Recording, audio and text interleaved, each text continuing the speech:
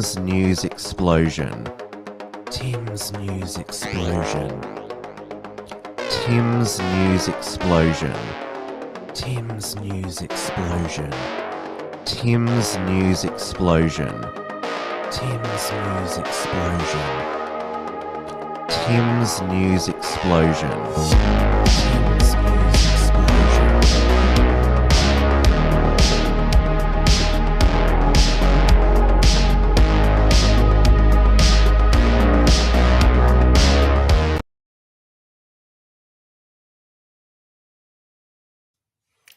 Hello, everyone, and welcome back to Tim's News Explosion on this Monday, the 2nd of December, 2024.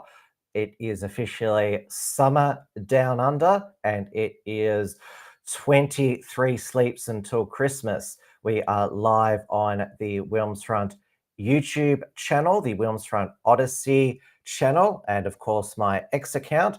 It is 9 p.m. here in Melbourne, Victoria, and federal parliament wrapped up for the year at the end of last Thursday, and the Albanese government got 45 of the 76 pieces of legislation they planned rammed through both houses of parliament.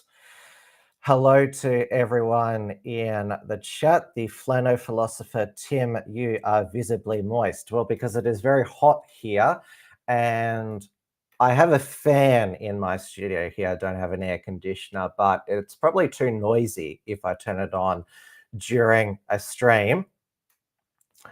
So hello to others in the chat, Peak Aussie Men and Dawn Browning.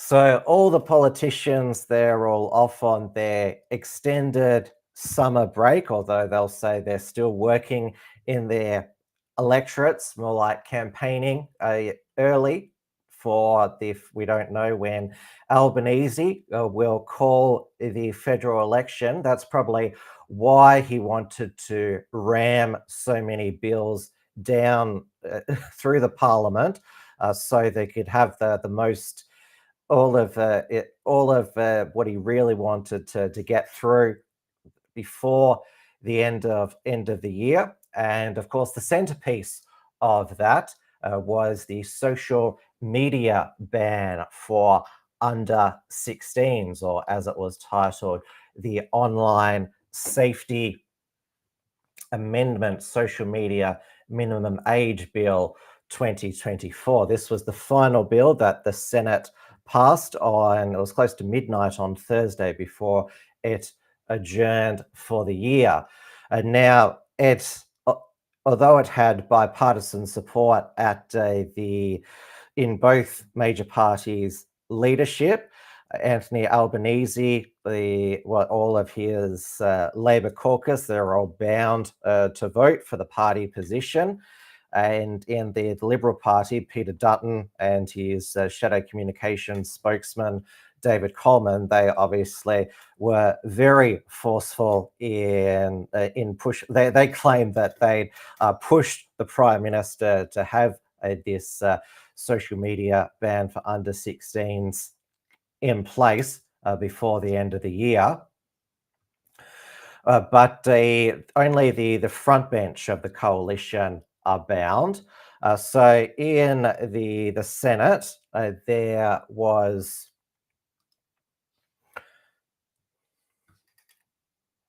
hang on, I think I've got the wrong screen share here. I'll just fix it up here. So this is from Cauldron Pool, a night of shame. Australia passes social media ban for under 16. So Cauldron Pool is edited by Ben Davis, who is a devout Christian, and one of its contributors over the years has been Evelyn Ray, also a Christian, who's now a regular commentator on Sky News. Now, they would I would classify them as paleoconservatives, which also I'd classify the two coalition backbenchers who crossed the floor to vote against it. Alex Antic of the Liberal Party, South Australian Senator, and Matt Canavan, National Party Queensland Senator, as paleoconservatives. Now, of course, this was sold to the public and parents as protecting children from the harm of social media. I can recite the talking points that Anthony Albanese used to sell this social media ban for under 16s. Social media is doing real social harm, and I'm calling time on it. This one's for the mums and dads. We've got your back. So, of course, it was sold and I saw that Milk Bar TV, he actually decided to do his own edit of the Helen Lovejoy Think of the Children. Now, of course, Alex Antic and Matt Canavan care about the children, but they know that this bill will lead to everybody having to verify their age on social media. And also, they strongly believe in parental rights and autonomy. But sadly, the way that a modern Australian society is, the government, they want to do parents' job for them. And sadly, there's too many parents who, because both are forced to work these days, because obviously parenting was a lot easier when there was most households could survive on a single income, but governments have been obsessed with female workforce participation, sold subsidized free childcare.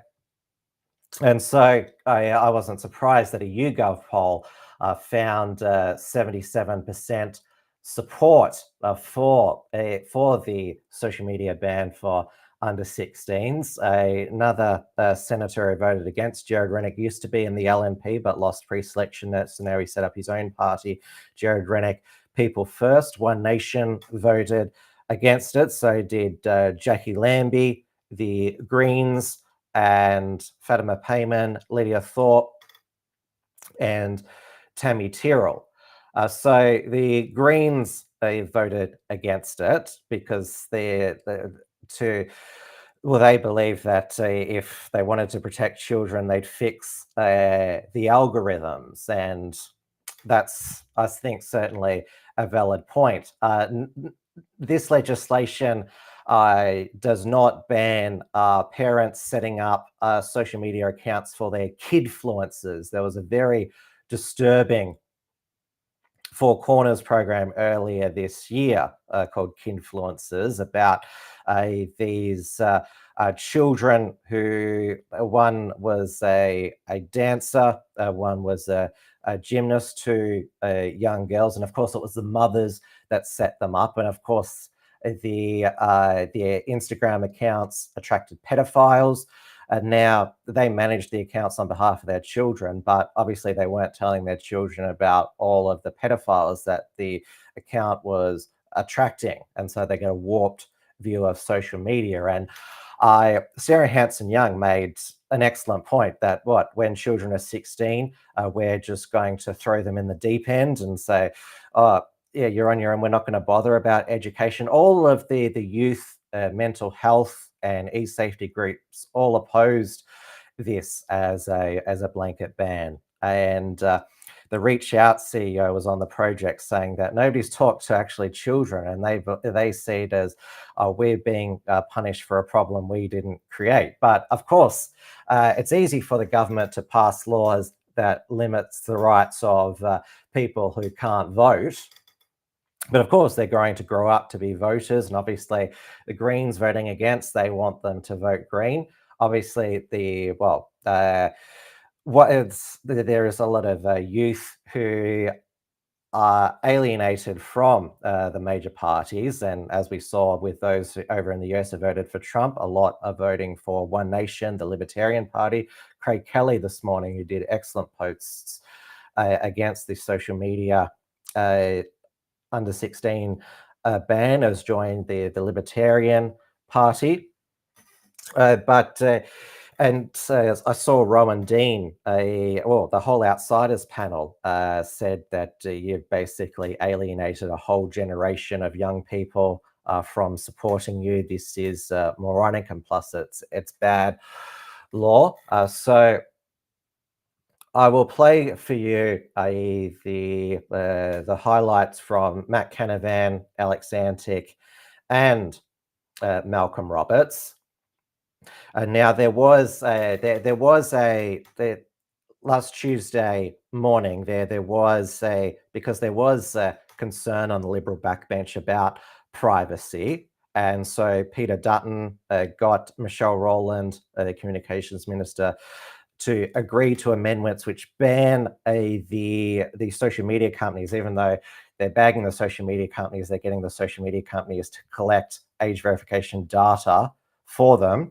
So it bans social media companies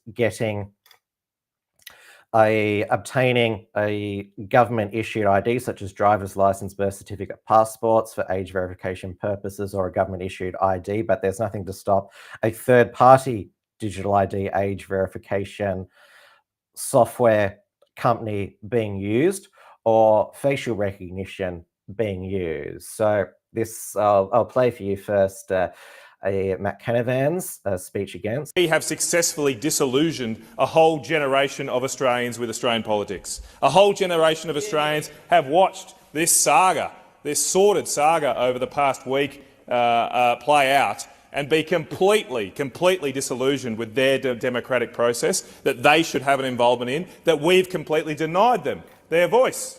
I mean, maybe we've scheduled the debate for 10:30 p.m. on the last day of school because we know that all the people that will be impacted by this ban will be at bed. It's past their bedtime. They can't even watch it. They haven't been able to have a process through their Senate inquiry. We had 15,000 submissions in 24 hours, and we had an inquiry of 3 hours the day after. And nobody, of course, could read anything but a fraction of those submissions. Only less than 1% of them were published on the website before the report. This is an absolute outrage and a stitch-up of grand proportions. Why are we letting digital ID be a means of identification at all? It's not used at the moment at all, really. It's not in widespread use. So why don't we just rule that out right now? If it's something that comes into use in years to come, we can always change the law. There's a review built into this law in 2 years' time. We can do it then. If we were serious about responding to the concerns about digital ID, let's just get rid of it, and my amendment would do that. I've also think, why is it that we've got this bill that seeks to, we say, the minister says, to help parents, and the word parent is not mentioned at all in the bill? There's not a single mention of the word parent in this bill. Why? Why? Why aren't we helping parents rather than try to replace them?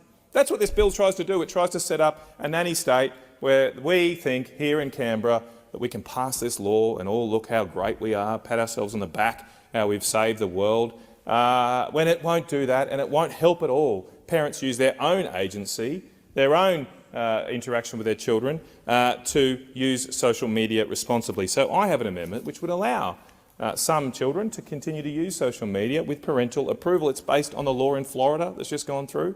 Our inquiry barely looked at that law. It went through after an actual process. It got vetoed by the governor in the first instance. It went back to the Congress in Florida, and they've improved it. That's the way a democracy should work. But we've just completely rode roughshod over that through this hasty process, truncated process this week. I have another amendment that would seek to narrow the definition here. There's a ridiculous definition in this bill which captures basically any app that enables interaction between two or more people, which is basically everything you do on the internet. It's going to cover apps like Strava. For bike riding, it's going to cover apps like Deputy that are used for people who work. 14-year-olds can get a job, but they can't have social media, apparently. Now, I know the minister's going to say that, we'll exempt them and we'll do all this, but why? Why create this uncertainty when, again, the Florida law has a much more targeted definition which focuses the law on apps which cause social harm? That's what we should be focused on here. Now, I don't have the time to go through the others in detail. I want to let other senators have their turn. But I do come back to the point that a whole generation has been activated by this process. There is a silver lining here, perhaps. Right now, a guy called Mr. Anthony Kaloof is running a live stream of our broadcast here. He has 38,000 people watching. The official YouTube channel of Parliament has 800. He's got 38,000 young people absolutely pissed off with this Parliament right now watching. They are totally angry, and those people are going to grow up. And they're going to keep voting. And I think there's going to be a lot of change coming to our Parliament years to come if we keep ignoring those people like we are tonight. And now, Anthony Kaloof of Australians versus the Agenda, he was streaming the Senate debate along with Millie Fontana, and they weren't the only ones who were hosting, he'd call it a watch party on social media about the politicians banning social media for under 16s. Another prominent a voice who started his media organization when he was 11, Leonardo Puglisi, 6 News. He is 17 now, so he obviously won't be, his profile won't be affected because he's over 16 now, but a lot of his reporters and correspondents are under 16, and this won't be grandfathered. And Anthony Albanese did an interview with Leonardo Puglisi at the 2022 federal election when Leo was 14. So he wants to stop future young citizen journalists holding politicians to account. Now, when there was the coalition party room meeting last Tuesday, when the backbenchers were going to raise their privacy concerns, News Corp, who has been leading the campaign to have social media banned for under 16s with their Let Them Be Kids campaign, which that's just an inane slogan. And again, it's back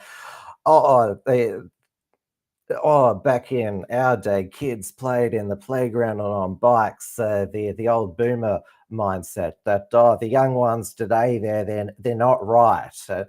That's always how the older generation always views the up and coming younger generation. I remember the attitude was the same. So their front page on Tuesday was "Do this for our kids. Parents play MPs urge to vote for under 16 social media ban or have blood on their hands." As you can't get more moral blackmail than that. So this is, of course, the both major parties want the mainstream media on side going into an election year. I will now take you back to Alex Antics. Here's this just has not been considered enough, and the fact that we're standing here now rushing with 10 minutes to go when many of us couldn't even make proper contributions to a second reading debate is a disgrace. So we cannot, and Senator Canavan's absolutely right with what does this message say to the children of this country when we have spent all day talking about ourselves in this building, by the way, as we do all the time, and we've crammed this critical legislation into making senators juggle between ministerial answers which are being filibustered. I mean, this is just not the way to conduct a democracy, and I think we're much the poorer for it. So I'm going to cut to the chase because I think we still do have other senators. I think we do. Look, let's be very clear about this. We don't know if this is going to work, and we don't know if it will have any impact on the problem they're trying to solve here. If you want to see some of the most egregious abuse you'll ever see online, go online to a Call of Duty game and listen to the kids going at each other, talking about people's... It's exempt. Quite right, it's exempt.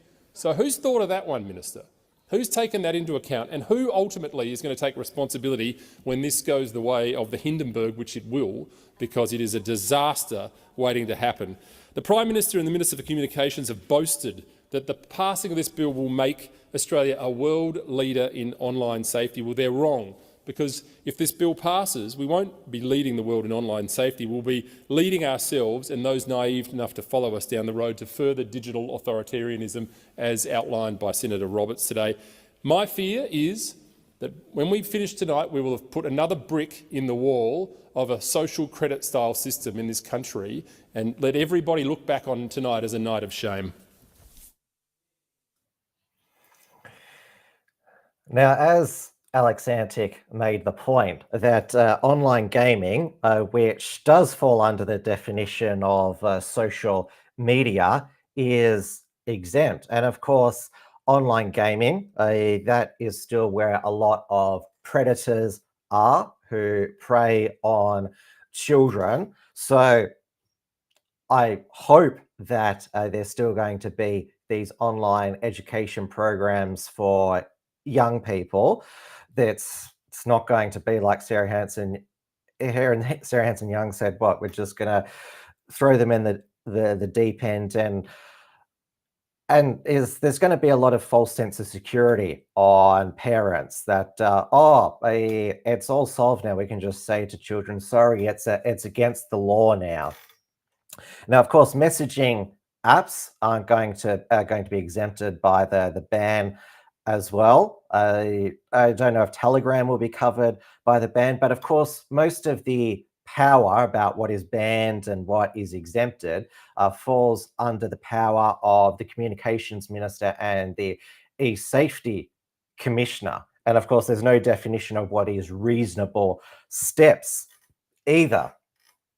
And well, we don't know whether there's discussion in the chat about how News Corp promoting OnlyFans models betting teens at schoolies. Will they make sure that OnlyFans will be included, or is it even classified as social media? Because ACMA, you remember Matt Canavan got them to reveal that Pornhub is not considered social media, even though it works the same way as YouTube with content creators, that's what they call themselves, having channels, and users can make comments. So we could end up with Pornhub having less stringent age verifications than Facebook.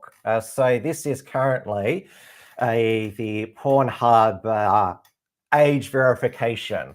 So Pornhub, this is an adult website. Now this is just a screenshot. I'm not going to go on their actual website itself. This website contains age-restricted materials, including nudity and explicit depictions of sexual activity. By entering, you affirm that you're at least 18 years of age or the age of majority in your jurisdiction who are accessing the website, and you consent to viewing sexually explicit content. So you either click, I am 18 or older, enter, I'm under 18, exit. So pure honesty system. You're welcome to lie, of course. Our parental controls page explain how you can easily block access to this site. And this account on X says, Ghost, it will work fine if you replace click enter with enter providing biometric data to gain access. But that's not how, it's not going to be covered under this legislation, Pornhub. Now, on this Cauldron Pool website, another clip contains Simon Birmingham, the outgoing Liberal Party Senate leader, announced his retirement. Leading moderate, I heard the ABC Insiders, boy, how will the Liberal moderates be represented with Burmo retiring? So this was his contribution. So Malcolm Roberts shared this. Globalist Liberal Simon Birmingham offers dirty deal to Labor to get social media age verification passed, consistent with Mr. Dutton's promise. Up first is the Online Safety Social Media Minimum Age Bill. The Coalition will work with the government to pass that bill today. You can ditch your motion, it'll be the first item of business, and we will work with you consistent with Mr. Peter Dutton's promise to pass that bill. And now, Peter Dutton, on Friday, he appeared on the Today Show in his final segment with Bill Shorten, who will be resigning at earlier next year to take up the Vice-Chancellery at the University of Canberra. And he said that he was happy for social media companies to scan all our faces, and Milk Bar TV did a deep dive into Peter Dutton's long history of advocating for facial recognition. Because although Peter Dutton was a very decent border protection minister, he is in a Queensland cop. Always, it's in his nature to want to promote more surveillance. In fact, it was his Home Affairs Department that ordered social media companies to take down so-called COVID and vaccine misinformation. The government wants to set up a database that would match images of everyone captured on CCTV with their driver's licence and passport photos. They've dubbed the system the Capability. Peter Dutton reckons it'll help law enforcement crack down on identity crime. The powers under this legislation would be given to Peter Dutton, and in my opinion, he's one of the most dangerous ministers we've ever had. And now he's going to be able to control all of the facial recognition technology under this new legislation. Attempts by the federal government to create a facial recognition database were rejected by a parliamentary committee late last year because of concerns about privacy and human rights. Well, the push to raise the minimum age for social media has received a major boost this morning. Opposition leader Peter Dutton has declared he will make it happen within the first 100 days of a future coalition government. I think that we have a huge capacity here within our system. The technology is much better than it was 5 years ago.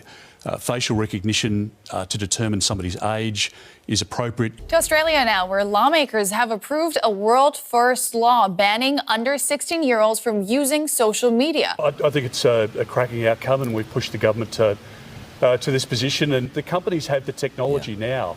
Without collecting any of your data, they can identify your face as being under or over 16. And they should deploy that technology as they do across a number of their other platforms. What would be the worst case scenario with technology like this in terms of violation of people's rights? The government can watch and identify people who are of interest to them, and they can use the information they get for whatever purposes they want. It's Christmas! There you go. That's it.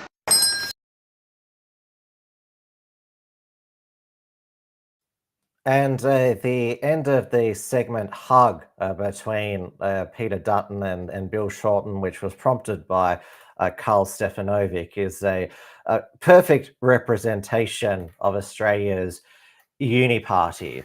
And a lot of the MPs from both the Liberal and Labor parties, when they've been asked by journalists, how will social media verify age? Well, they say, they know everything about us, so they'll have a way to do it.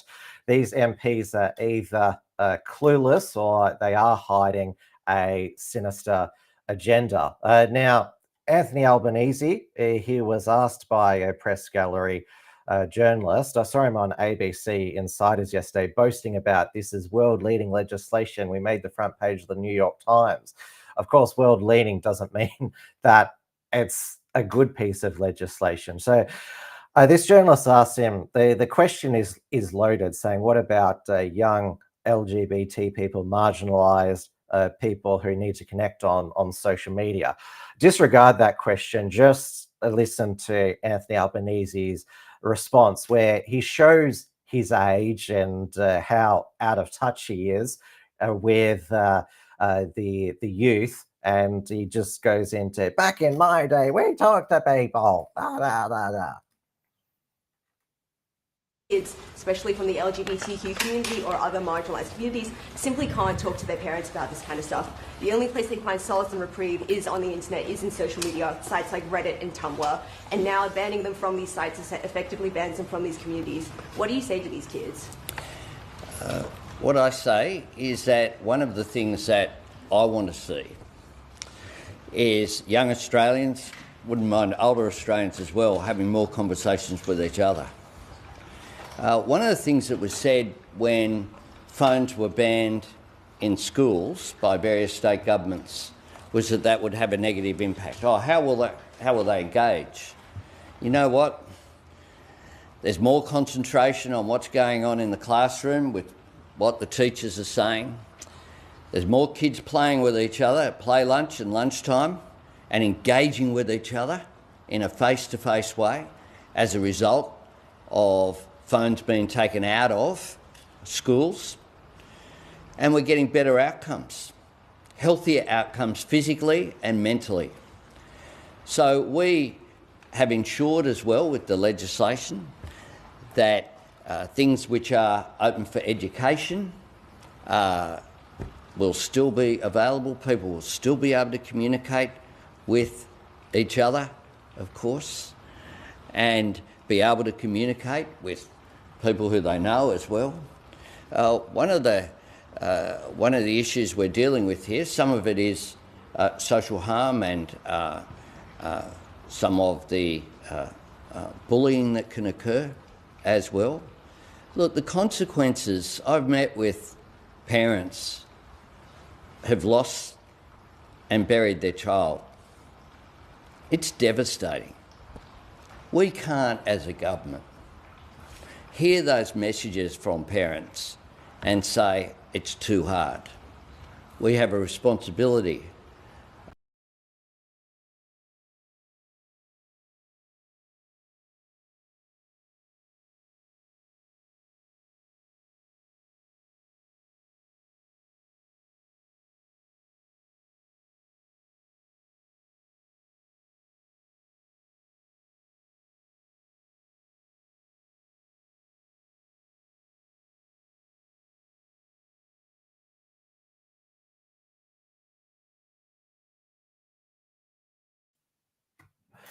Yeah, so you saw Albo waffle on for about 2 minutes saying, "Oh, all the children will be so much healthier without social media."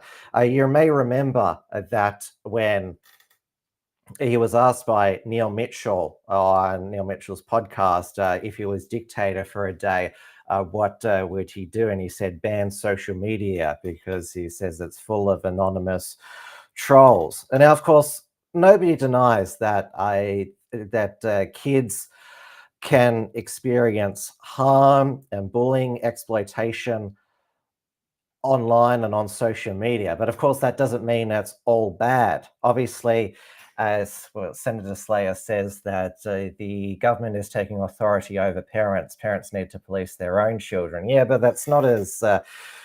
government's telling parents to parent more. That's certainly not what is not an electoral selling strategy. So I know that I was muted before, but I fixed it now. So Albanese, he says that because there's been young people who've killed themselves because of online bullying. This is why this needs to be it needs to be legislated. So he's using the News Corp moral blackmail argument. And they, on the weekend, they said they interviewed parents who'd lost their children because of cyberbullying. Their deaths aren't in vain. Parents applaud tough new stance on social media as support grows. Now, of course, we all have complete sympathy for them. But of course, bullying didn't start with social media. Eating disorders did not start with social media. It's not going to end with a social media ban for under 16s. And this feeds into the fact that we need to have a law to ban things because there's been a tragedy, encapsulates the Australian nanny state mindset of our politicians. Remember, the New South Wales government introduced the lockout laws because there was that Thomas Kelly, who was king hit, cowed punched and died by Karen Loveridge. And so the lockout laws banning people from going into pubs at 1 a.m. was solving alcohol-fueled violence. And of course, Thomas Kelly's father created a foundation, pocketed $125,000 a year in salary. But there was intense backlash and resentment from young people. It killed Sydney's nightlife. And Gladys Berejiklian, when she was the premier, Mike Baird was basically, he was run out of the job. He became the king of banning. So she reversed it. It was realized that it was a mistake. And because of the backlash against the Kelly family, like obviously a lot of the targeting was unjustified, and it ended up with the younger brother of Thomas Kelly, Stuart, committing suicide because of the backlash. But this is how people react when you take away their freedoms. And this is why, of course, I don't endorse it. The e-safety commissioner gets a lot of abuse, threats, as did a lot of the COVID tyrants and those who are apologists for them.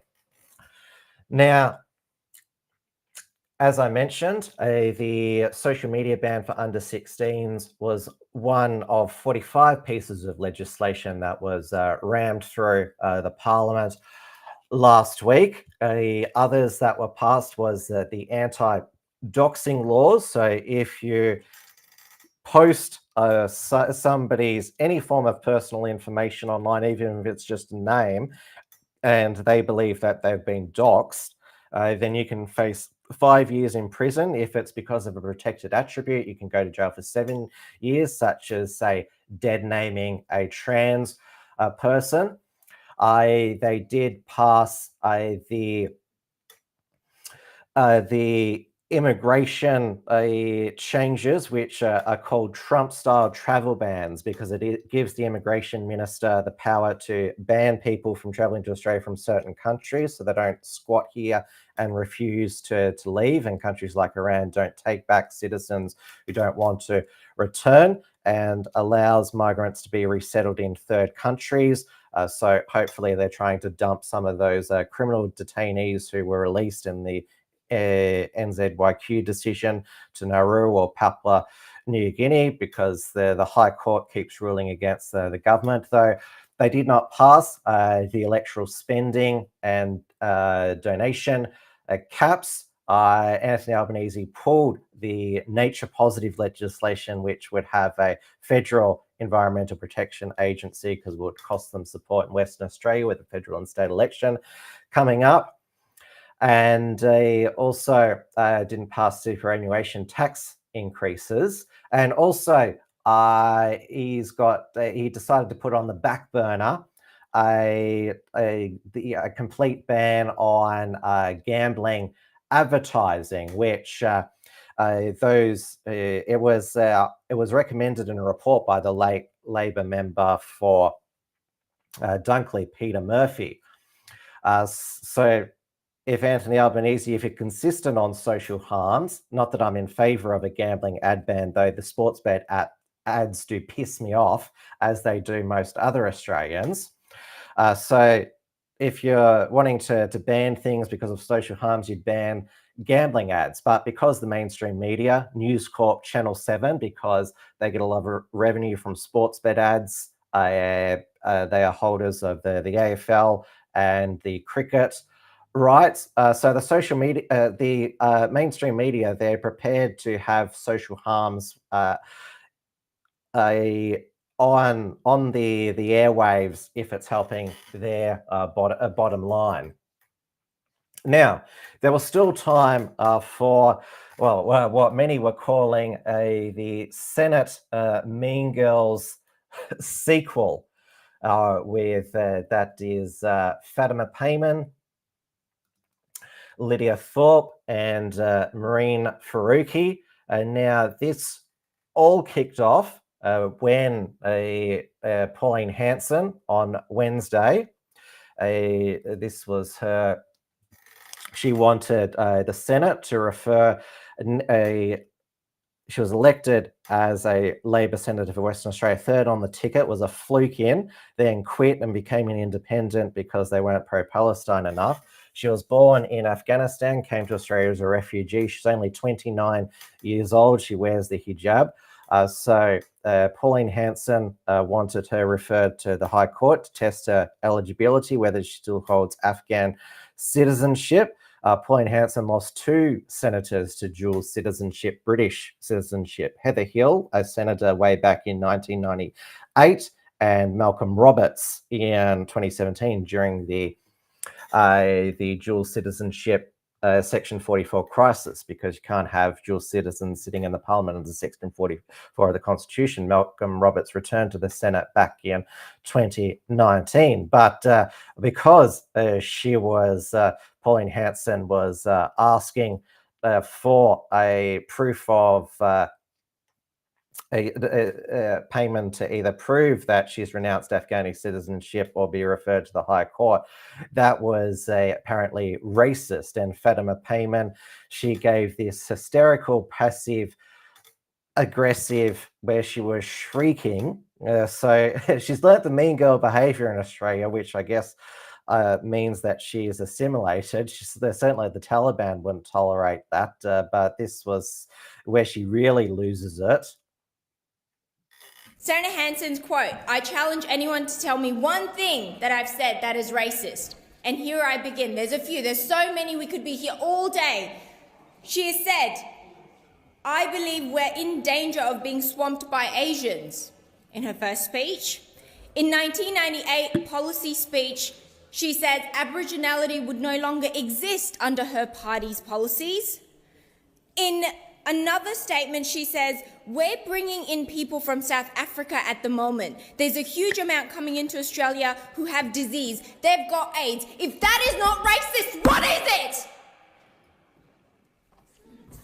Oh, it's not racist. Oh, somebody bring the dictionary, because Senator Hanson does not know the definition of racism. The fact that you would say just weeks ago to Senator Faruqi, "Piss off back to Pakistan," you're not just vindictive, mean, nasty, you bring disgrace to the human race. No dignity whatsoever as a senator in this prestigious place where we're supposed to bring unity, where we're supposed to have that freedom of expression, yes, but within boundaries and confinements of respect. I kept on giving you the benefit of the doubt, Senator Hanson, despite your repetitive attempts to be racist to anyone who... Yes, Ralph Babette's face in the background, you get a live reaction to Fatima Payman's hysterical shrieking. And she said she had the documents that would prove that she's renounced her Afghani citizenship. And so Pauline Hanson said, "I will table them," but she didn't. Now, Lydia Thorpe, of course, because she wasn't the center of attention in the Senate, she had to interject, calling Pauline Hanson a convicted racist, which she isn't. It's unparliamentary to call another senator racist. Zali Steggall got asked to withdraw when she said to Peter Dutton, "Stop being racist."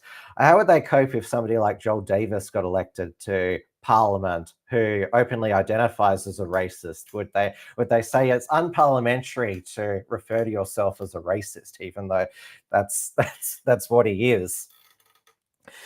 So Lydia Thorpe then decided to tear up Pauline Hanson's motion on Senator Payman, throw them in her face, and then flip the finger on her way out. And of course, Lydia Thorpe's behaviour has been absolutely childlike in the Senate for almost a year now. And even though she's a grandmother, believe it or not, so she was suspended from the Senate for the rest of the sitting week. She claimed that it was racist that she was suspended. Well, I'm sure if another senator did what she did, they would be suspended as well. And then she decided that she would still sneak into, she tried to shout into the open Senate door, then it was closed. Then she got into the parliamentary press gallery and she decided to shout, "Free, free Palestine." Yes.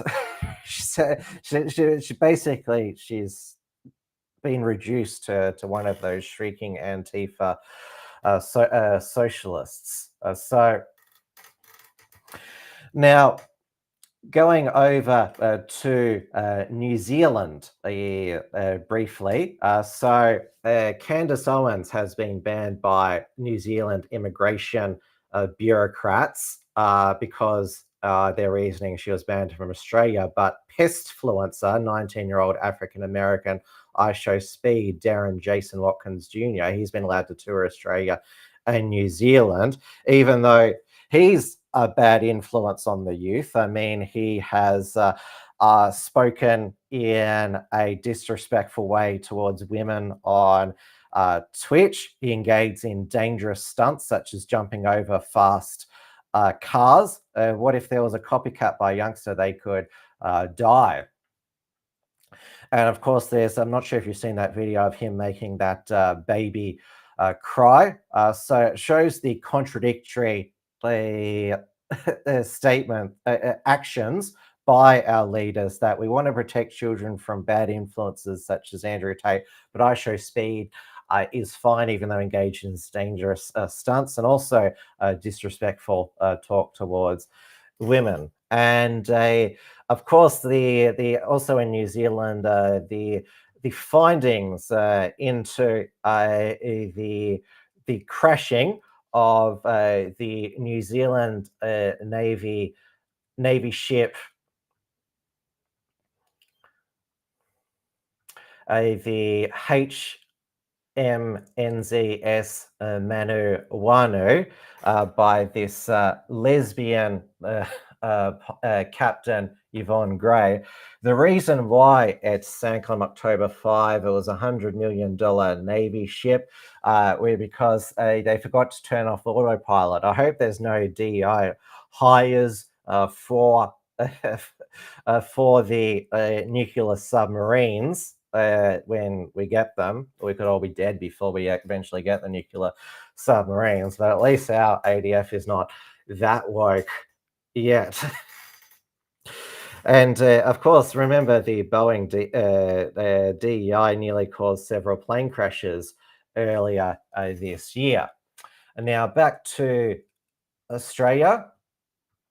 So we have as I said, we are in the lead up to Christmas, but there is empty shelves in Woolworth supermarkets, not because there's another COVID wave. Victoria is in its 11th COVID wave. It's because it's warehouse the workers who are part of the United Workers Union are striking. They don't just want better pay, 25% pay increase, but don't want to be productivity tracked by AI. And so it still hasn't been resolved, even with negotiations today. And so a lot of people are going to the other supermarkets which are not affected by the strike. Though if you're wanting to buy beef from Coles, beware, because Coles has been boasting that they have in 3 of their beef suppliers are using the anti-cow fart drug, Bovaer, which they claim is proven to reduce cattle emissions, methane cow farts by at least 50%, to boost sustainability in beef production with expanded use of supplements. So yes, cow farts, they cause climate change. Now, Craig Kelly, he shared this information from the US FDA, who hardly do thorough investigations into into agricultural drugs, but they have said that this should only do not feed undiluted for use in feed for lactating dairy cows only, not for use in dry dairy cows, bulls, replacement heifers or bulls or grown cattle or the other rudiment species, because of safety and effectiveness have not been evaluated in these animals. And it says a decrease in dry matter intake may be observed in some animals, not for human use. Caution should be exercised when handling this product. It may damage male fertility and reproductive organs, especially harmful when inhaled, and is a skin and eye irritant. So Coles has certainly changed over the years. Does anyone remember? It was a real earworm. Coles ad with Curtis Stone and Normie Rowe, who re-sang his hit from 1964, "Shaking All Over," to sing "No Added Hormones" in regards to their Coles beef.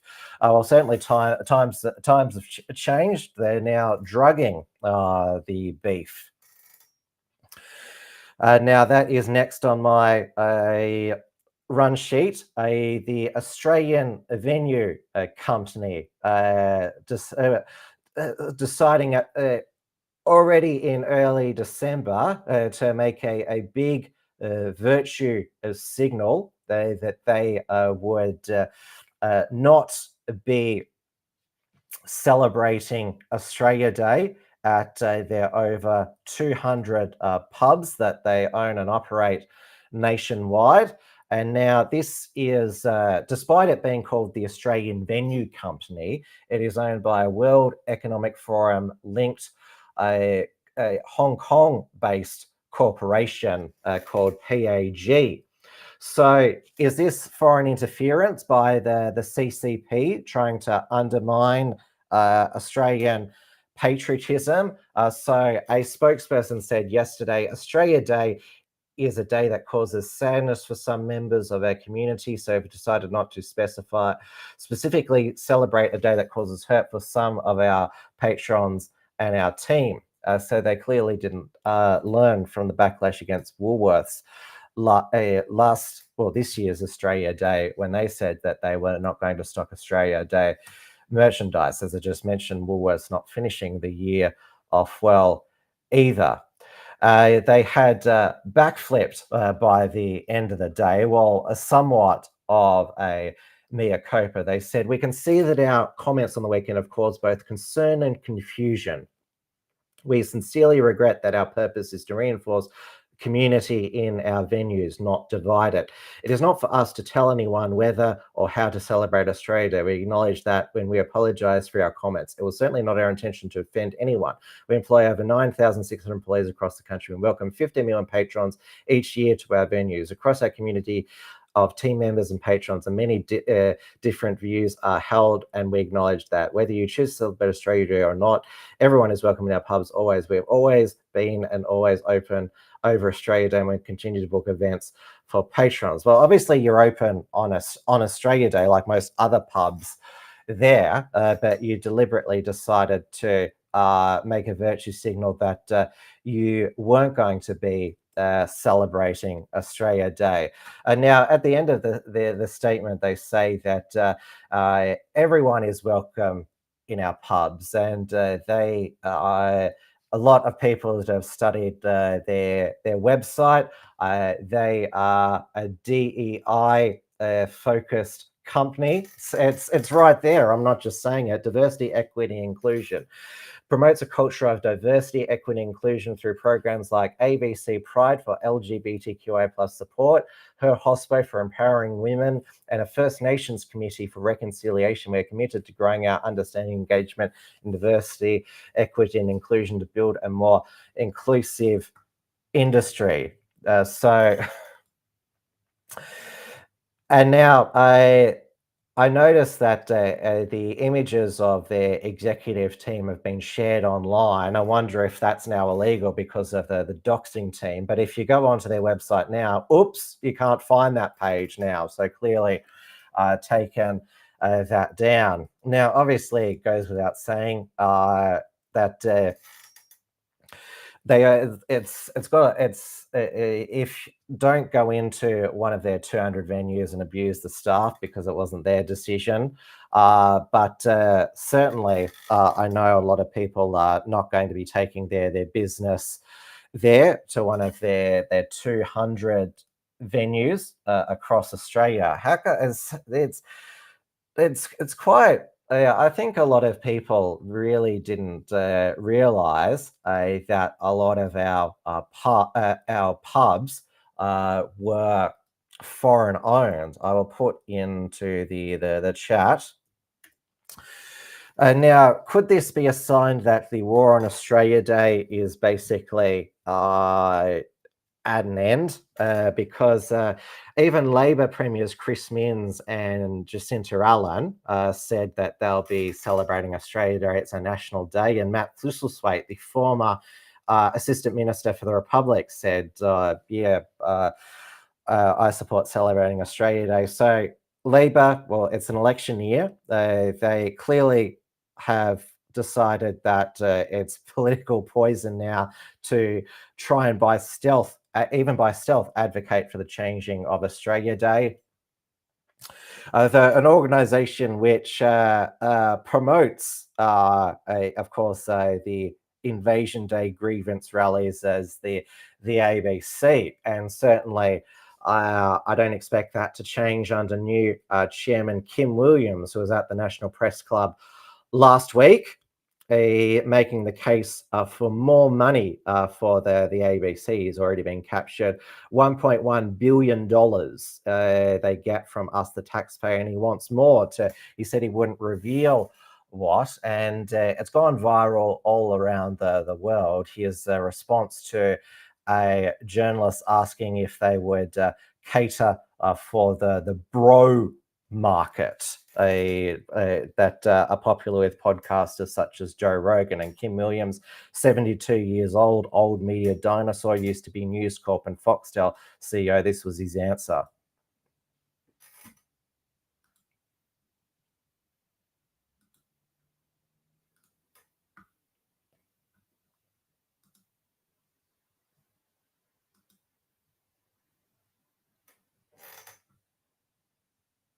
Sorry, it's a bit slow loading this video because I've run out of video room on Restream, so I'm going to have to upload it from my computer here. My computer and internet is really fast, but it's only capable of so much.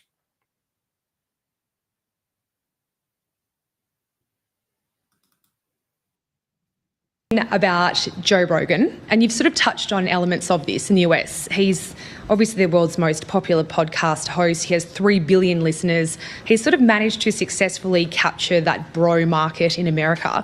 And his influence is such that in the wake of the US election, the Democrats have said that one of Kamala Harris's mistakes was that she didn't appear on his program. So I'm just wondering if you had any observations about what's behind the Joe Rogan effect, how you believe he's managed to so successfully capture this huge market. And then for us here in Australia, you know, how would or should the ABC be going about capturing that kind of audience? Look, I'm not sure that I'm the right person to respond to that question. I am not a consumer or enthusiast about Mr. Rogan and his work. Shocking. I am not one of the 3 billion, and I'm unlikely to be 3 billion and one anytime soon. I think people like Mr. Rogan prey on people's vulnerabilities. They prey on fear. They prey on anxiety. They prey on all of the elements that contribute to uncertainty in society, and they entrepreneur fantasy outcomes and conspiracy outcomes as being a normal part of social narrative. I personally find it deeply repulsive, and to think that someone has such remarkable power in the United States is something that I look at in disbelief. I'm also absolutely in dismay that this can be a source of public entertainment when it's really treating the public as plunder for purposes that are really quite malevolent. So Kim Williams is another old fuddy-duddy like the Prime Minister appointed him, Anthony Albanese, who is in fact quite old himself. He's 61 years old. Now, based on Kim Williams' remarks, we can't expect the ABC to move with the times, and it's supposed to be for all Australians. But of course, my preference would be to just defund it or sell it off, have it as a subscription service. So, of course, as I mentioned, we get a lot of crap. That's another one of its acronym, always broadcasting crap pumped out of the ABC. We're not getting bang for our buck at the moment. And as Joe Rogan said, Iron Duke said Joe Rogan is totally milquetoast. Yeah, it's just an inquisitive chat show. That's what it is.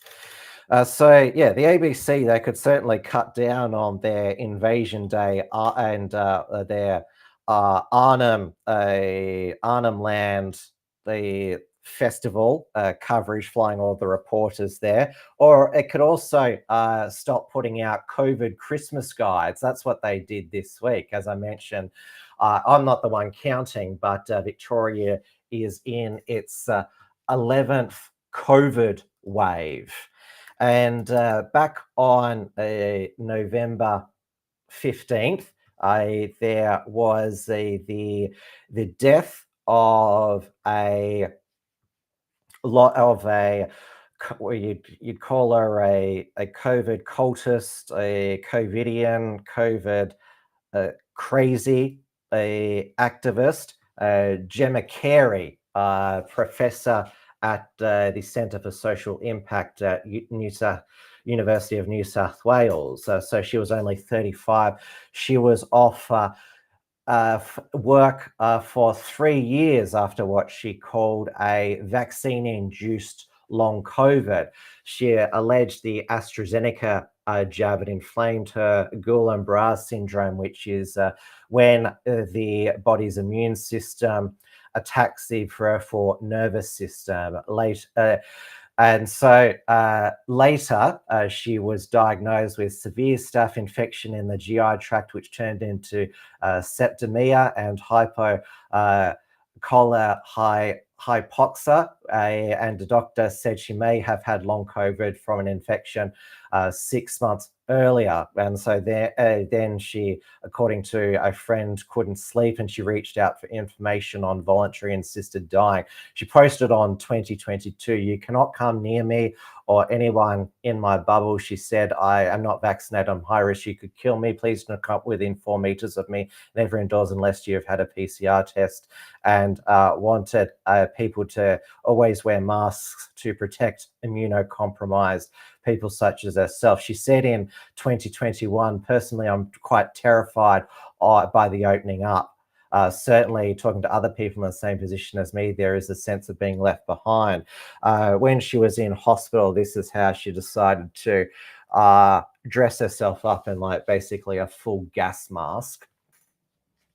And she was also famous for a defamatory tweet against former Attorney General Christian Porter and journalist Peter Van Onselen, who sent her legal letters. It was a photo of Christian Porter, Peter Van Onselen, and his wife Ainsley Van Onselen, and the former Deputy Chief Medical Officer of Australia, Dr. Mick Coatsworth, when they're on the University of Western Australia debating team. She commented on the photo, "I fear for the women in that photo," which is clearly defamatory. And so Peter Van Onselen, when he was alerted to it, said, "She'll be hearing from my lawyer." And then she issued a legal apology on X. Lydia Thorpe had to do one of those today after she repeated the convicted racist slur against Pauline Hanson on the Today Show. So sent her a legal letter, and so she said that she was mistaken. She didn't realize that 18C wasn't a criminal act. Oh, I think I've got a visitor here. He's been begging me to be on the show here. Don't flatter yourself too much, Tim. Yeah, you have. I asked you once, and you rushed to send me a link about 2 minutes ago. So here I am. Yeah, nice. Yeah, what's happening? Yeah, so I'm just about finished the Australian news. So the other bit of Australian news before we go into international. G'day, chat. Who's in the chat? So we've got our good mate Iron Duke 99. We've got Dawn Browning. She's not a fan of you at the moment. Okay, why is that? I don't know. I'll let her explain in the chat. Larrikin, another good follower here. We've got Marg, of course. Marg is Generation X, not a boomer. Marg, certainly, I will say, because I was talking about the social media ban. The government is being the parent because a lot of parents are happy to outsource their parenting to the government. Well, Marg, she's definitely a parent who parents, and in fact, she's parented 7 children. So what's the excuse for the others who just have 1 or 2? Don't know. Hands on. Well done, Marg. So did you hear about these ghost colleges that have been shut down? 150 ghost colleges. They take money from international students who never attend classes but just work full time. And but they've complained, the operators of these ghost colleges, to an Indian newspaper, the Tribune, who have said that this is unfair, that we haven't had our arrangement honoured because the government has been actually deciding to enforce migration law. Oh God, it's embarrassing, isn't it? It's really embarrassing. This has been, these ghost colleges, they had the most blatant form of visa rorting, but it's been a practice for years for foreigners to come here as international students as a backdoor way to get work rights, citizenship. Yep, totally. Oh, it's so embarrassing. And so now which is this, in Melbourne or is this in Sydney? I would say that these are all over Australia. So another 140 have got hang on. warning What website's notices. This is the noticer.news. What website's this? I just told you, noticer.news. Okay. Right. Also, the final bit of Australian news is finally, he's called Indigenous leader Jeff Clark, more like Indigenous criminal Jeff Clark, finally jailed for stealing $1 million from the Fralingham Mission Indigenous community in Victoria. He's been a crook in the Aboriginal leadership industry for many years. He was on that ATSIC, that Aboriginal and Torres Strait Islander Commission, which was misappropriating money in the 90s, then was shut down by John Howard in 2005. He also he was found civilly liable for several rapes back in the 1970s. So he's this is I'm hoping that that this will be the end of him in prison. He's 72. If he dies in prison, will that be counted as a death in custody, even though he's an absolute scumbag? Well, he's only 72, and he'll be only there for 3. Well, that's the minimum sentence. So he was sentenced to around about a total of 6 years. So that's just but he'll get out in 3 years. That's the minimum. Yeah. But I would say that he is beyond rehabilitation since he's been doing this for years. Well, he's an elder, isn't he? Well, that doesn't make him, like. So are you saying you don't respect elders past, future, and emerging? Well, I certainly don't respect him as a past elder. Past, present, and emerging. Emerging is like, people who aren't even elders yet. Like. True. What's up? What are you looking at? So I've got one more Australian story. Did you know that the Australian Human Rights Commission, they've got a new, I've got to make sure that I share the tab, the Landmark National Plan seeking to end racism Australia within 10 years by a race discrimination commissioner, Giridharan Sivaraman. So if we do what he says, racism will be ended in 10 years. So what do you reckon? We should just do what he said and then racism will be over. Nobody will ever complain about it in Australia anymore. Interesting. It's a 10-year sort of, you've heard of 10-year plans or 5-year plans in the Stalinist system in Russia and in China. Yeah. Here you've got a 10-year racism plan.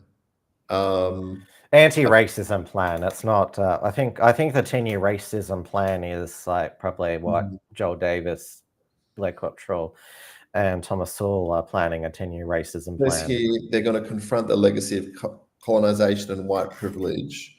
So they're moving into more systemic ideas of racism, and it includes a First Nations focused. Moves to eradicate racism should be First Nations focused and include a truth-telling process. Right. Interesting. It was tabled during a report, during the Voice to Parliament, I should say. And so this is not a new idea. It's been around for a few months now. Look, it's nothing new, Tim. It's sort of par for the course. Anyone who goes to high schools these days has to go through this sort of stuff, and perhaps even earlier. So, well, that's I think why the Albanese government wants the social media ban for under 16, so they can make sure that there's no red pilling influences, that they can just stick to indoctrinating the kids into anti-racism, gender equality, LGBTQ in schools without interference. I think so. Yeah, that's a good assessment.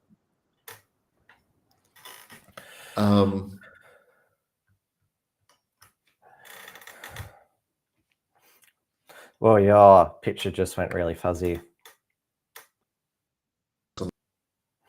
We're going to go over to. Okay. Maybe I'll just.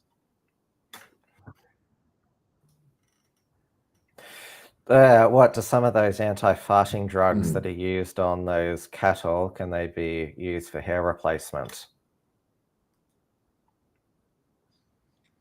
Not too sure. Interesting observation. Yeah, I agree, Larrikin, defund the Australian Human Rights Commission. I mean, we need so I know that Matt Canavan, who was the sole one of the sole major party politicians who crossed the floor against the social media ban, he's proposed an Australian version of DOG, the Department of Government Efficiency, which Elon Musk and Vivek Ramaswamy are going to be heading. So DINGO, the acronym, I believe, is Let me just find out what it... Keep talking while I find it up. That's why I got you here, so you can pad. Here it is here. The Department of Implementing No Government Overreach. Start by abolishing the ABC and the Australian Human Rights Commission.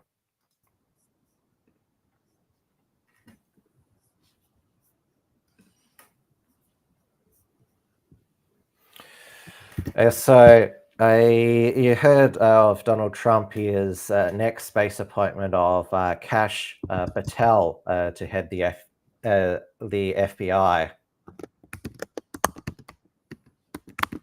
Hello, Andrew. Hi. Yeah, what do you think of Kash Patel?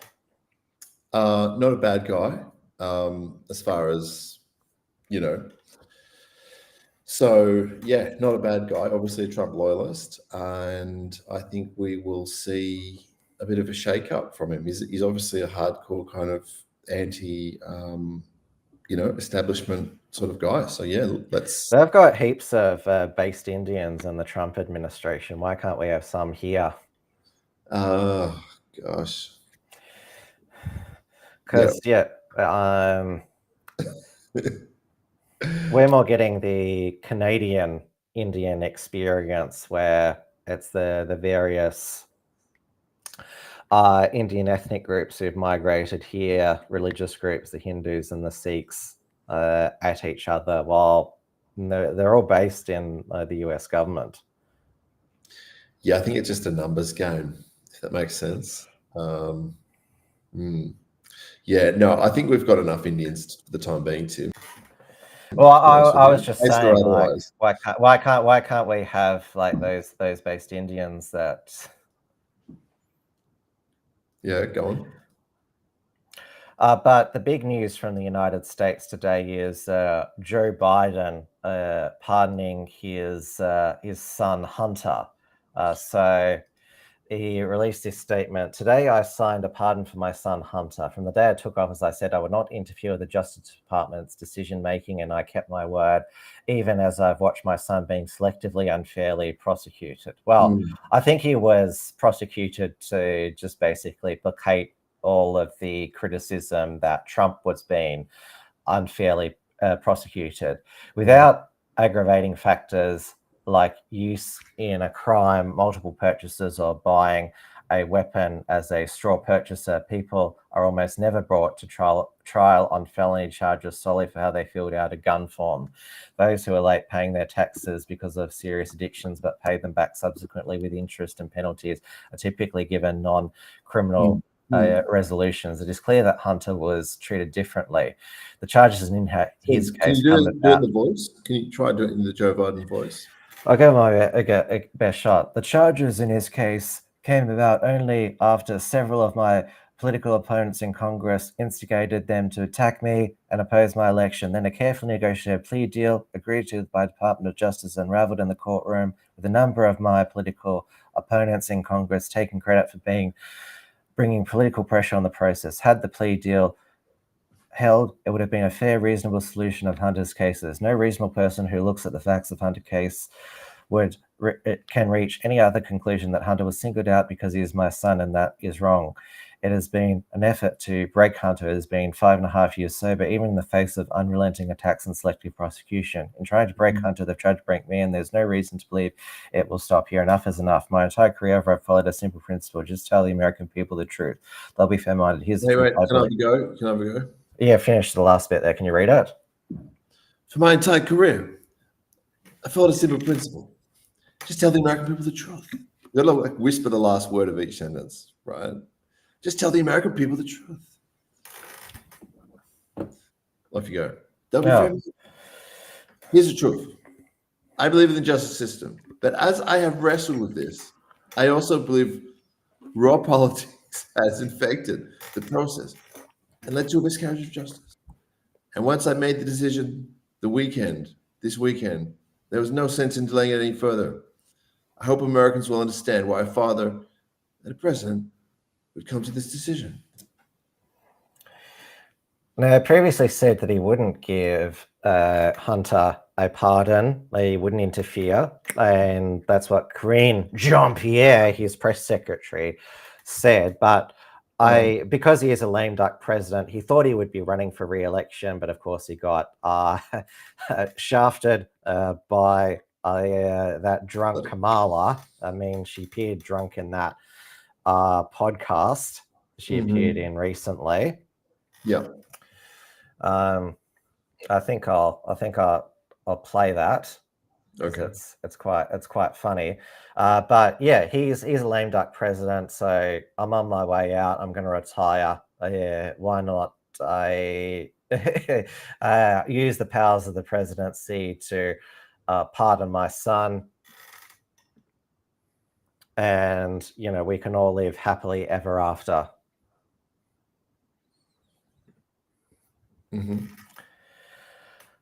Now, I actually feel I'm not sure how you. I actually feel sorry for Hunter Biden. I mean, he was never the golden boy of the Biden family. That was his brother Beau, but he died of brain cancer, which he probably got fighting in Iraq because of all the chemicals. Like, I don't think it's fair to play all those laptop footage of him naked. Yeah, I still, even though obviously he's done a lot of wrong, I still feel sorry for him. Take your power from you. You have the same power that you did before November 5th. Shit. And you have the same purpose that you did. Now I have to say that the bottle has been edited in, so that's not real.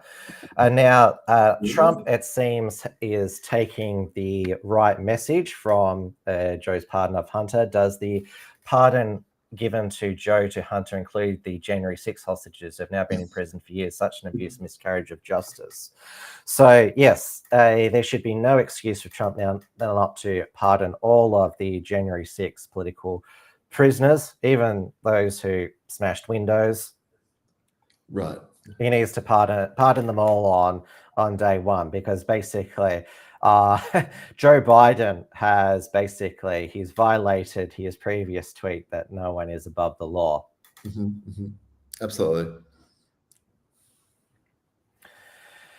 Now, I'll go over to the UK, and Starmageddon continues. So one of the things that Keir Starmer did when he was first elected, despite saying that he wouldn't take away pensioners' winter fuel allowance, he legislated to remove it. So a lot of people are saying they could freeze to death without being able to afford their heating. Well, if it's going to be too cold for them in the winter, they can now euthanize themselves. Dr. Philip Nitschke, Australia's Dr. Death, he's over in the UK promoting, they call it voluntary assisted dying. And now there's the promotion of these death pods. They are being called. I'm not sure if you've seen them. And there was this ad in the London Underground advertising, "My dying wish is my family won't see me suffer and I won't have to." And it's of a happy middle-aged woman dancing that, let me choose. Interesting. How do you feel about that? Well, I'm not in favor of euthanasia because I believe in that we need to foster a culture of life. I don't think that it's right to, kill our vulnerable, whether they're in the womb or they're in their twilight years. Did you just say you kill them? I said I don't think it's right. Oh, okay. Got it. Yeah, so they're called suicide pods. Suicide pods.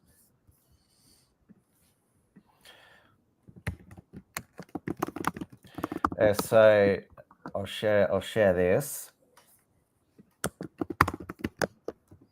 You've got a very loud keyboard. Sorry.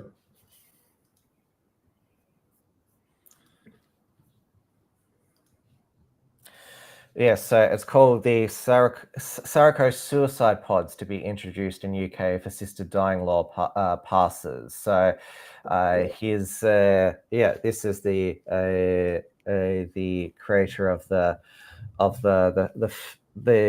CEO of the firm here in Switzerland. So the boss is still in custody in the US over a woman's death in Swiss woodland. So his name is Dr. Frolin Willett. So I'm not sure if you've seen Futurama when Fry first arrives in the year 3000, but they have suicide booths, and he actually thinks it's a phone booth and goes inside it with Bender, who wants to suicide himself. Oh, that is dystopian, isn't it? Oh, well, yeah, I'm not sure where that's maybe where they go. It's truth, reality imitating art. Now, two of the Reform Party MPs, Richard Tice, the deputy leader, and another one, Rupert Lowe, voted for it. Nigel Farage didn't. And so it's contributed to a lot of backlash on reform, because Nigel Farage said that he wants to appease Islam in the UK. Richard Tice has said that he doesn't want Tommy Robinson and his lot. And and he got very triggered at Connor Tomlinson of the Lotus Eaters, his op-ed in the Critic online newspaper. He called is this what winning looks like? Right. Okay. And now the Lotus Eaters, if you're going to, well, obviously, I think you should be watching. Yeah, I'm aware of them. You should be watching, obviously, Iron Duke's Splendid Isolation as well, but that is the best independent British podcast. Certainly way better than Trigonometry with that Ukrainian Jew Konstantin Kisin and his offsider Francis Foster, who said to Richard Tice, "Oh, don't worry about the backlash. It seems you've got the mix right." What was the backlash for getting elected, right? No, for basically moderate. Like, the only difference between Reform and the Conservatives now is that Reform want to leave the European Convention on Human Rights. Nigel Farage just roll it down. It's not in favour of. No. Just go back to Tim. Just go back to the lead. Let people read the lead. Thanks, mate. Just leave it there. Yeah, what were you saying about Reform being relative to something? That's their only difference between them and the Conservatives. What's that?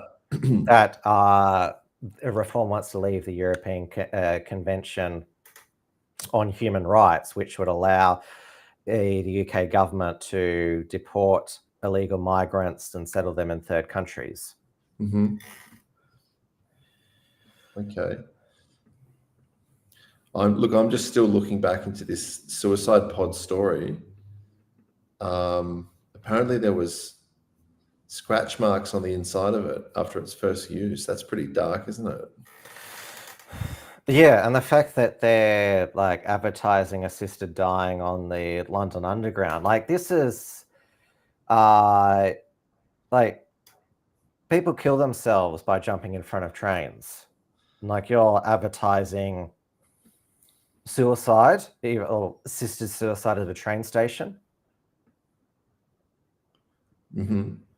So the way this pod works is that it induces a calm, pain-free death within minutes by releasing nitrogen gas.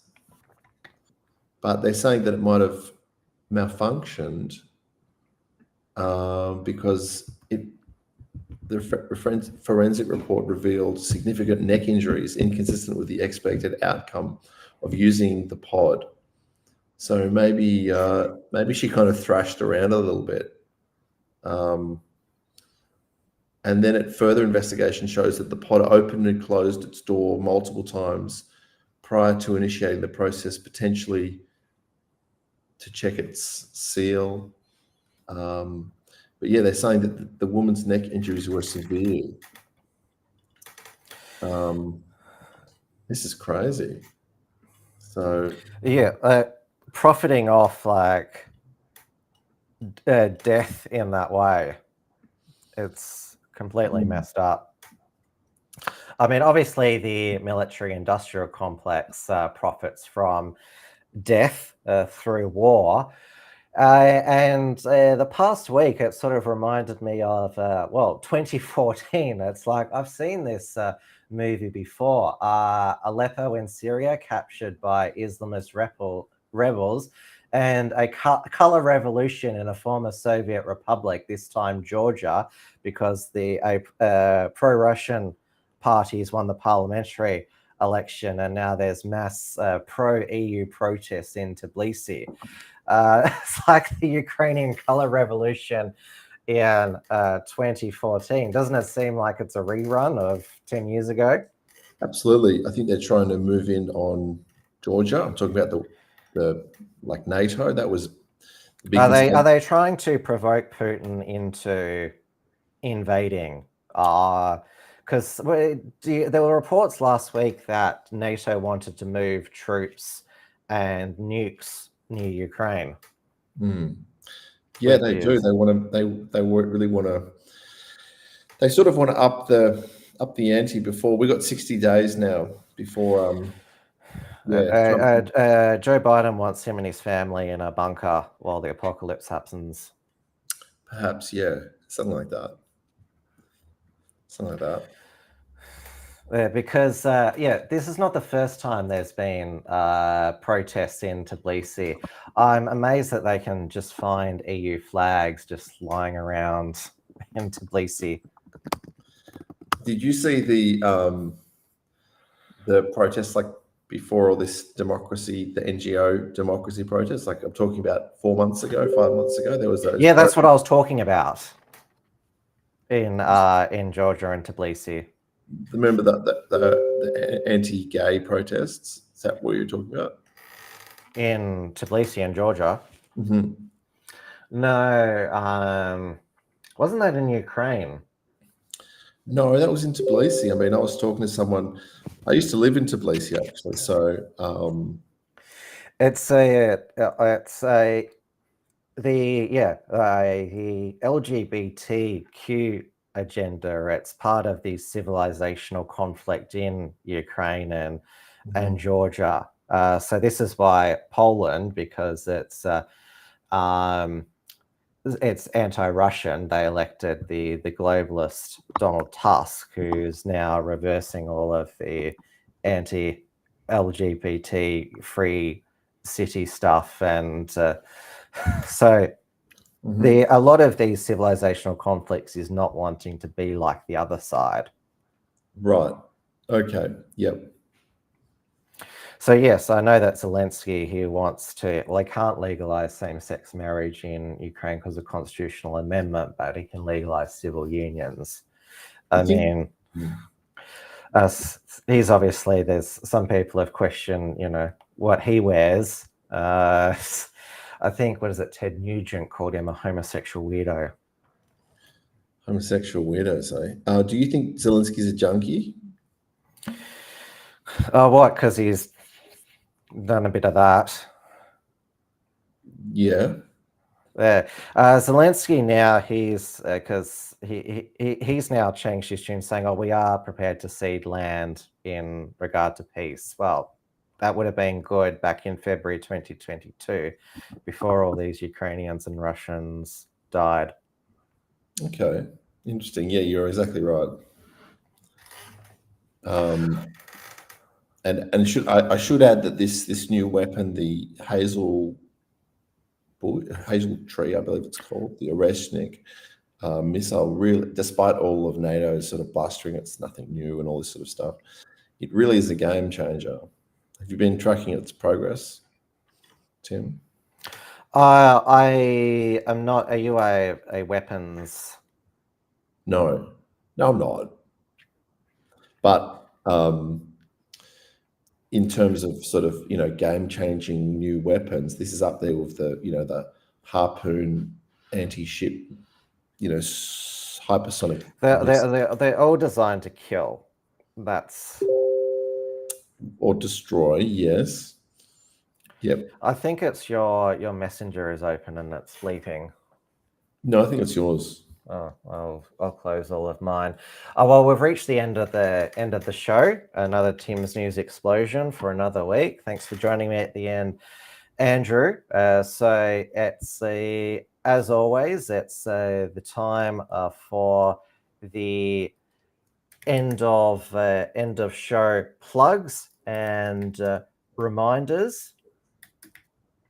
So it's less than a week now. The Melbourne Underground Film Festival. It begins on Sunday evening at the Black Sheep in Hawthorn in Melbourne. The Unshackled is a sponsor this year. It's organised by Richard Wollstonecroft, host of the report from Tiger Mountain, filmmaker, and also panelist on Sam Newman's You Cannot Be Serious. So opening night this Sunday, the 8th of December. Starting at 4:30, and it goes from Sunday to Thursday night. So opening night is... Where is it, Tim? Where is it? The Black Sheep in Hawthorn in Melbourne. Okay, is that like a hotel or something? It is it's like a big pub. So yeah, and obviously it's not part of the Australian venue company. The reason why it's being held at the Black Sheep is because they're a fan of Sam Newman's You Cannot Be Serious podcast. Richard did a call out, shout out for venues because lots of them is cancelled. That's great. Over the years. Anyone in the chat going along so that's next weekend, did you say, Tim? Yeah, you can get, now there's no tickets for sale online. It's all cash at the door. So $20 for a day pass and $15. That is so cheap, isn't it? $15 for a concession. Obviously, there'll be food and drink to purchase as well. I'll be certainly going to opening night. So hopefully all of Richard's friends are there. It'd be great to meet Sam Newman in person, and hopefully I'll also get to maybe catch up with Damien Richardson as well, his Cafe Locked Out colleague, who will definitely be seeing Damien Richardson on Friday the 13th at the next meeting of the National Workers Alliance. Wow, at look at that. the Polish Club. Because at the last National Workers Alliance meeting in September, Damien was accused of doing a Nazi salute. He raised his arm and saying, if I do that, will I be arrested? And now, Victoria Police, they're investigating him. So the event will not be silenced. They've held an event here at the Polish Club before, and because Blair Cottrell, Joel Davis and Thomas Sewell attended, they got all these calls, the Polish Club, from these Antifa, I think, saying, oh, haven't you learnt anything from World War II, you Poles? You let Nazis into your territory again.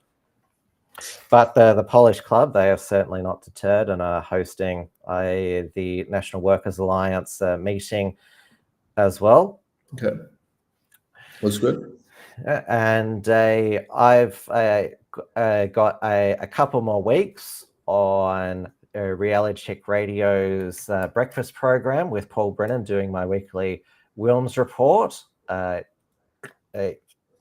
where can people find that, Tim? So they can find it so I'll bring it up here on the screen. Yes, so I'll put it in the chat, realitycheckradio.shows. Paul Brennan. You do a segment, do you? You do a segment. Yes, the Wilms report every Tuesday morning. Where's your picture? Where's your picture? You can find it if we go into the show archive. So is this a real radio station? Yes, this is. Like on actual FM radio? It's not. It's an internet radio station. Oh, okay. But it's incredibly popular in New Zealand. They have high-profile politicians such as the Deputy Prime Minister Winston Peters appearing on. This was my previous show last week. So it's a New Zealand radio station, New Zealand internet streaming. Yes. They're entirely listener supported. Okay, that sounds good. Incredibly impressive. My former Trad Tasman Talk colleague, Dewey De Boer, he hosts his own show, The Dialogue, on Mondays. Was that your photo? I saw that just briefly on the... Yeah, that's me. Okay, great. There you go. There you are. Yeah. Yeah, so Dewey De Boer, his show, The Dialogue, is from Mondays 12 p.m. To 2 p.m. And I should also mention that obviously Richard Wollstonecrofty is very busy with organising, Melbourne Underground Film Festival 2024, but I'm still publishing his reports from Tiger Mountain every Friday. And of course, if you want the Unshackled to be totally self-sufficient, you can take out an Unshackled membership either on the website where we publish Unshackled our Unshackled articles still. Margot Huss has just got a film review of the new Wicked movie, so you can support us for $5 per month. Bronze, $50 per year. Silver, $10 per month, $100 per year. Gold, $25 per month, $25 per year. $250 per year, I should say. Platinum, $50 per month, or $500 per year. And then over on Substack, there's also a membership support option as well. So you can, so that's the unshackled.substack.com/subscribe. So that's got our Unshackled Productions archive as well. And we'll send out email alerts for upcoming Tim's News Explosion, other Unshackled Productions, monthly $5 per month, annual $50 per month, founding member $500 per month, because we can't do this without your support. We'll be catching up later in the week, Andrew, to discuss more news. Thank you for tonight. I'll see you again soon. See you again, guys. And I will let you know when I have a new Wilms Front interview planned as well on Sunday. I've got a few feelers out. Hopefully I'll have someone on again soon as well. I'll be on Dusty Bogan's Thirsty Thursday as well, 9 p.m, which will be restreamed on the Wilms Front channels. Of course, I will see you again next Monday for another Tim's News Explosion. I will end on Monday's Tim's News Explosion, end them for 2024 on Monday, the 16th of December. So that'll be my final show for 2024. I will take a couple of weeks break and then I'll be back in the first Monday of January. Make sure that you give a thumbs up, comment below and share to help with the algorithm as well. Good night, everybody. Stay safe, stay sane, stay free, stay optimistic, and also stay cool because the weather is really hot here. Apparently, everyone can see me perspiring here. I'm going to turn the fan on immediately after the show finishes. Good night, everybody. Tim's News Explosion. Tim's News Explosion. Tim's News Explosion. Tim's News Explosion. Tim's News Explosion. Tim's News Explosion. Tim's News Explosion.